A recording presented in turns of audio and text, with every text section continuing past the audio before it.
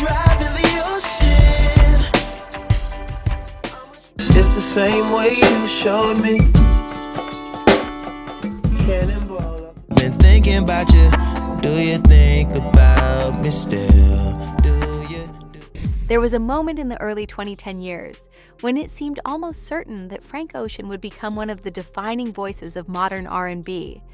Critics praised him, fans connected deeply with his music, and the industry believed it had discovered an artist capable of reshaping the sound of the genre. But even during his rise, Frank Ocean never behaved like someone chasing fame. From the beginning, his relationship with music felt personal, less about visibility, more about expression. And to understand how he eventually became one of the most mysterious figures in modern music, you have to go back to where his story began. Frank Ocean was born Christopher Edwin Breaux on October 28, 1987, in Long Beach, California. Not long after his birth, his family moved to New Orleans, Louisiana, a city where music is woven into everyday life. New Orleans has long been one of the cultural foundations of American music. Jazz, soul, gospel, blues. The city's identity has always been shaped by rhythm and storytelling. Growing up there meant being surrounded by music constantly. At home, records played often. Ocean later recalled that his mother loved artists like Anita Baker and other powerful vocalists whose songs emphasized emotion and melody. Those influences helped shape the atmosphere that would eventually define his own sound. But his path into music was far from glamorous. As a teenager, Ocean began experimenting with recording. He worked small jobs, saved money, and used what he earned to rent time in local studios. At that stage, there were no connections, no label support, no guarantees. He was simply a young musician trying to figure out how to turn ideas into songs. Then, in 2005, everything changed. Hurricane Katrina struck New Orleans and devastated the city. Entire neighborhoods were flooded. Thousands of families were displaced. For Ocean, the impact was deeply personal. The storm destroyed the home where he had been recording music. Equipment he had saved for, along with many of his early recordings, disappeared under floodwater. Years of work were gone almost overnight. For many aspiring musicians, a loss like that might have ended the dream. Instead, it forced a new beginning. With little left tying him to New Orleans, Ocean made a decision that would change the direction of his life. He moved to Los Angeles, but when he arrived, he did not immediately step into the spotlight. Instead, he entered the music industry in one of its least visible roles: songwriting. Ocean began writing songs for other artists, a job that rarely brings public recognition, but often becomes a training ground for future performers. During this period, he contributed to songs for major artists including Beyoncé, Justin Bieber, and John Legend. Working behind the scenes taught him how the industry really functioned, how songs were structured, how artists were marketed, how record labels shaped careers. But the experience also confirmed something important. The music that mattered most to him was the music he was writing for himself. And before long, an unexpected opportunity would begin to bring those songs into the spotlight. While Frank Ocean was building experience as a songwriter in Los Angeles, another movement was quietly forming around him. At the end of the 2000 decade, he became loosely connected to a group of young artists who were starting to attract attention online. The collective was called Odd Future Wolfgang Kill Them All, often shortened to simply Odd Future. Led by Tyler, the creator, the group was known for its rebellious energy. Their music was raw, chaotic, and intentionally provocative. They built a following through internet culture, shocking performances, and a style that rejected the polished image of mainstream hip-hop. Frank Ocean did not look like he belonged in that world. Many members of Odd Future focused on aggressive rap and confrontational lyrics. Ocean brought something completely different: melody, vulnerability, introspection. His voice introduced a softer emotional dimension to the group's music. Instead of explosive verses, he offered reflective hooks and haunting vocal performances that stood out immediately. The contrast made people curious. Who was this singer surrounded by one of the most chaotic rap collectives on the internet? But the moment that truly changed everything came in 2011. Without a traditional marketing campaign, without a label rollout, and without major industry promotion, Frank Ocean released a mixtape online. The project was titled Nostalgia Ultra. At first, it spread quietly across music blogs and online communities. Believe Jehovah Jireh. Believe there's heaven. I believe in war. I believe in... But listeners quickly realized that something about this project felt different. The sound did not follow the typical formula of radio-driven R&B. Instead, the mixtape blended alternative production, atmospheric textures, and deeply personal storytelling. Ocean's writing explored emotional territory that many mainstream artists avoided. Songs like Novocaine told strange, almost cinematic stories about numbness, desire, and the emptiness that can hide behind pleasure. Rather than celebrating luxury or status, themes that dominated much of the genre at the time, Ocean focused on emotional complexity, confusion, loneliness, modern relationships. The result felt intimate and unusually honest. And that honesty connected with listeners. Music blogs began praising the project. Critics noticed the originality of the writing. Fans shared the songs across the internet. Slowly, the mixtape started gaining momentum. And almost overnight, the songwriter who had been working quietly behind the scenes was becoming one of the most talked about new voices in R&B. For many listeners, Nostalgia Ultra felt like the arrival of something new, a style of R&B that was more reflective, more experimental, and more emotionally exposed than what dominated radio at the time. The industry was paying attention now, but what happened next would push Frank Ocean even further into the spotlight and turn him from a promising newcomer into one of the most important artists of his generation.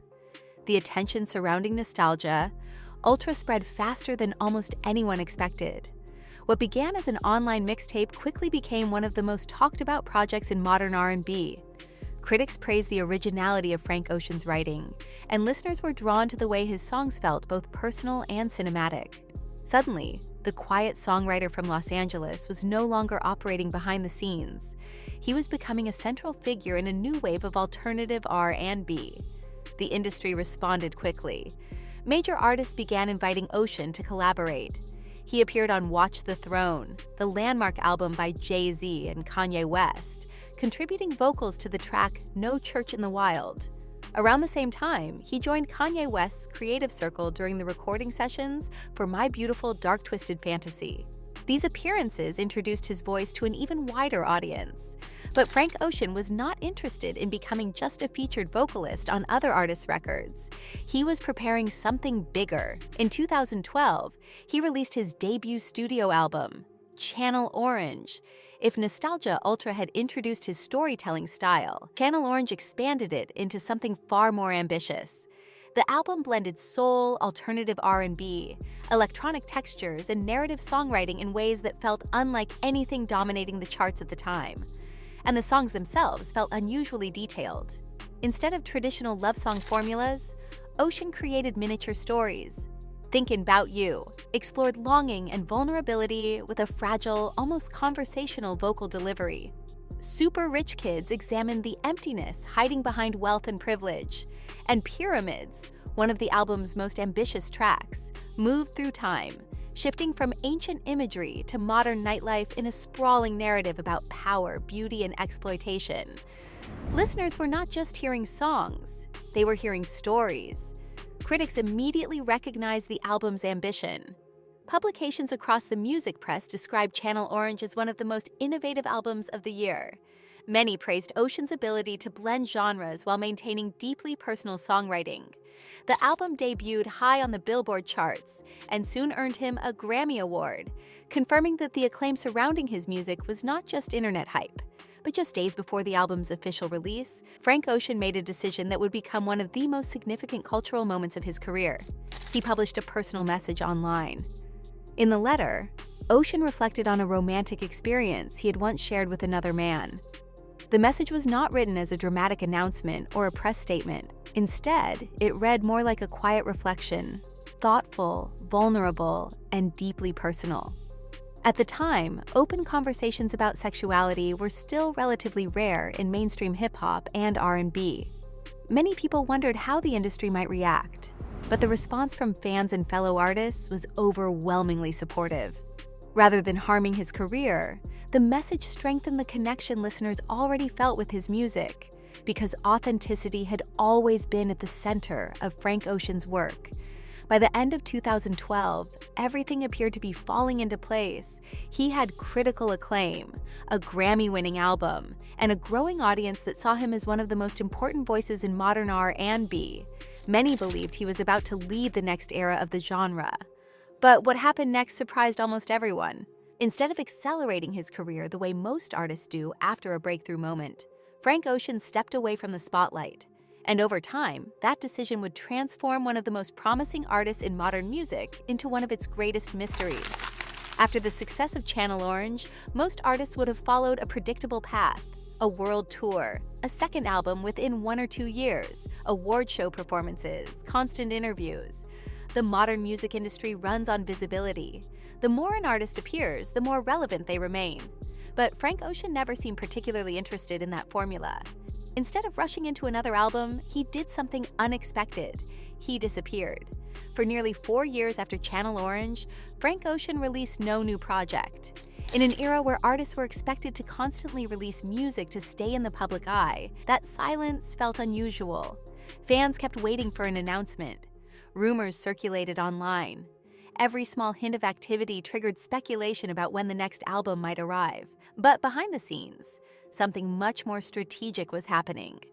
At the time, Frank Ocean was still signed to Def Jam Recordings, one of the most powerful labels in hip-hop and R&B. Like many artists under major label contracts, he still owed the label another album. And by that point, Ocean had grown increasingly frustrated with the traditional record label system. Creative control, ownership, release schedules, these tensions have existed between artists and labels for decades. Rather than simply delivering another album under the same structure, Ocean quietly began preparing a way out. For years, almost no one knew exactly what he was planning.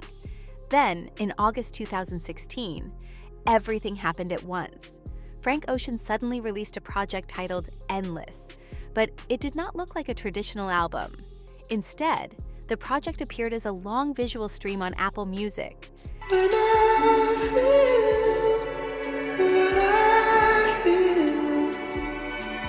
The video showed Ocean alone inside a warehouse, slowly building a wooden staircase, while fragments of unfinished-sounding music played in the background. For hours, viewers watched him silently work. There were no interviews explaining the project, no clear narrative about what it represented. Fans were left trying to interpret what they were seeing. Was this the long-awaited second album? It turned out it was not. Endless fulfilled the final album obligation in Frank Ocean's contract with Def Jam. And less than 24 hours later, the real move happened. Ocean released another project. This one was titled Blonde. Unlike Endless, Blonde was not connected to Def Jam. The album was released independently through Ocean's own imprint, which allowed him to maintain control over both the music and the profits. From a business perspective, the move was remarkable. By completing his contract first, and then immediately releasing a second album independently, Frank Ocean effectively walked away from the traditional label system, while still delivering one of the most anticipated albums of the decade. The music industry immediately took notice. Many observers describe the maneuver as one of the most clever contract strategies ever executed by a major artist. But the business move alone was not what made the moment so powerful. The music itself did the rest. Blonde sounded nothing like a conventional commercial release. There were almost no obvious radio singles. The production was sparse and experimental. Songs drifted between genres, blending ambient textures, fragmented storytelling, and moments of quiet reflection. The album felt less like a collection of hits and more like a personal diary set to music. And yet, despite the unconventional approach, listeners connected with it deeply. Critics praised Blonde as one of the most ambitious and emotionally layered albums of the decade. Fans dissected its lyrics line by line, searching for hidden meanings and personal revelations. For many listeners, Blonde was not just an album, it was an experience. And despite avoiding the usual promotional machinery of the industry, the album debuted at #1 on the Billboard charts.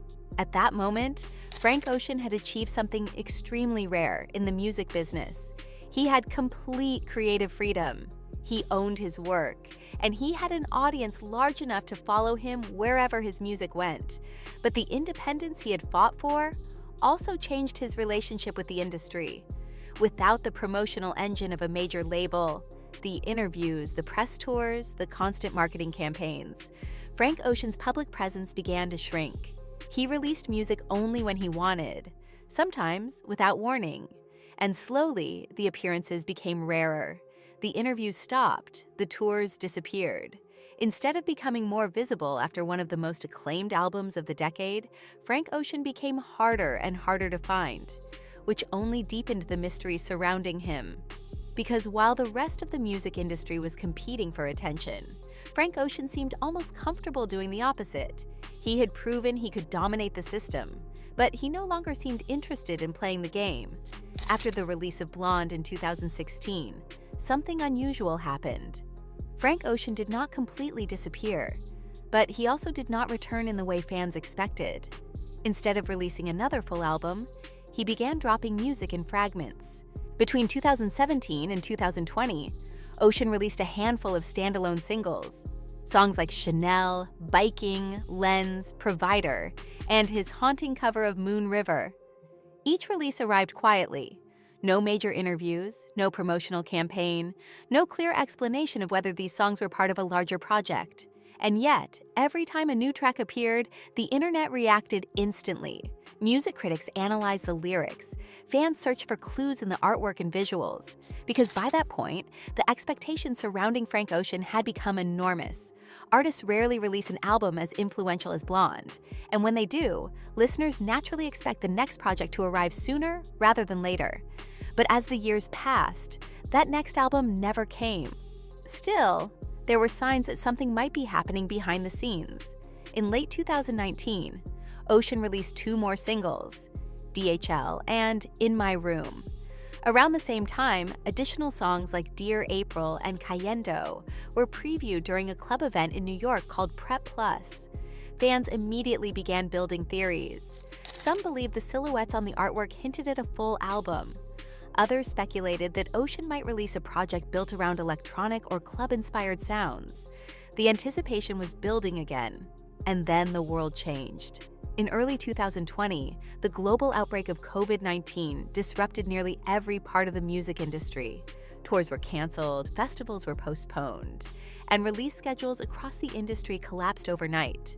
Among the events affected was Coachella, where Frank Ocean had originally been scheduled as a headliner. For many fans, the performance was expected to mark his full return. But the pandemic erased that moment before it could happen. And then, later that same year, tragedy struck. In August 2020, Frank Ocean's younger brother, Ryan Bro, died in a car accident in California. He was only 18 years old. The loss deeply affected Ocean and those close to him. Ryan had never been a public celebrity, but he had been a constant presence in Frank's life. Someone who had grown up alongside the creative world his brother inhabited. For an artist whose work often draws directly from personal emotion, a loss like that changes everything. After that moment, the silence surrounding Frank Ocean's music became even deeper. The rumored album fans had been expecting seemed to vanish completely. Years passed with only occasional glimpses of activity, a photograph, a short clip of music, a cryptic post online. Each appearance created another wave of speculation. Then, in 2023, something happened that reignited the conversation. Frank Ocean returned to the stage. He was scheduled to headline Coachella, the same festival he had originally been set to perform at before the pandemic disrupted the industry. The anticipation was enormous. Fans traveled from around the world expecting a historic moment. Many believed the performance would signal the beginning of a new era, perhaps even the announcement of a new album. Instead, the show became one of the most controversial moments of his career. Ocean arrived late to the stage. Large parts of the performance were difficult for sections of the audience to see. At times, DJs replaced segments where fans expected live vocals. During one moment of the set, Ocean paused and spoke briefly about his brother. He explained that Coachella had once been something he attended with Ryan years earlier. For a moment, the performance stopped feeling like a concert and became something more personal.